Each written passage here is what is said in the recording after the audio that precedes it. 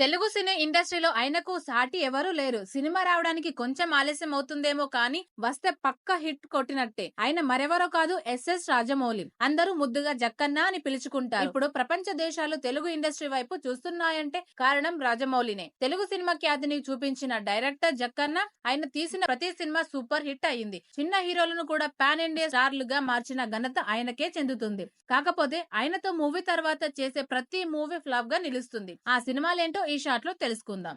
First one NTR. Rajamouli direction లో వచ్చిన student number 1 సినిమాతో ఎన్టీఆర్ సూపర్ హిట్ ను అందుకున్నారు. ఆ తర్వాత వచ్చిన సుబ్బు చిత్రం డిజాస్టర్ గా నిలిచింది. Second one Nithin. Rajamouli direction లో నితిన్ హీరోగా తెరకెక్కిన సినిమా సై. ఈ సినిమా హిట్ అవ్వగా ఆ తర్వాత నితిన్ అల్లరి బుల్లోడు అట్టర్ ఫ్లాప్ అయ్యింది. Third one Prabhas. Chatrapati cinema Rajamouli direction లో రాగా పెద్ద విజయం సాధించింది. ఆ సమయంలో వచ్చిన పౌర్ణమి సినిమా బాక్సాఫీస్ వద్ద బోల్తా పడింది. Fourth one Raviteja.